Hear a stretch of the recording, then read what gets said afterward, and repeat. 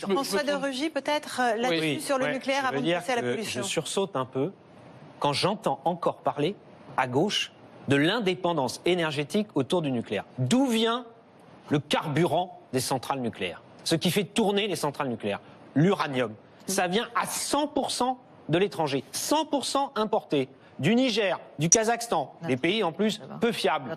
Et on continuerait à dire aux Français qui nous regardent que c'est l'indépendance énergétique de la France. Pour le produire en France, si cher à Arnaud Montebourg, et je partage cela, il faut développer les énergies renouvelables. C'est les énergies renouvelables qui sont sur notre territoire. C'est l'éolien, c'est le solaire, c'est la biomasse, c'est l'hydroélectricité, c'est la filière bois-énergie, c'est les énergies marines renouvelables qui créent une filière industrielle. Et je le sais bien, en Loire-Atlantique, à Saint-Nazaire, voilà ce qui permet de garantir l'indépendance énergétique de la France, de lutter contre l'effet de serre. Et je le dis aussi, j'ai sursauté quand j'ai entendu Vincent Peillon dire dans une autre émission de télévision que le nucléaire était l'énergie la plus propre.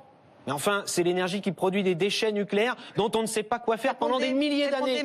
Donc il faut à la fois lutter contre la pollution de l'air liée aux énergies fossiles, il n'y en a quasiment plus en France d'ailleurs, lutter contre le nucléaire qui nous fait dépendre de l'étranger et développer les énergies renouvelables qui développeront des emplois partout sur notre territoire, des emplois ancrés dans le territoire, dans des PME, dans l'industrie, mais aussi des emplois non développés. Monsieur Peillon.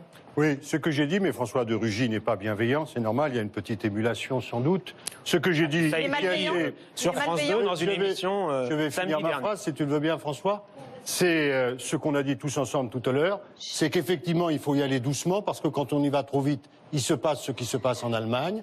Et donc de ce point de vue-là, en revenant au charbon, on émet plus de gaz. Mais personne ne propose de revenir au charbon en France. Il n'y a quasiment plus de centrales à charbon en France. Et il n'est pas question d'en rouvrir. Il est question de développer l'éolien, le solaire, la biomasse, la filière bois, l'hydroélectricité. Et si on y va trop vite...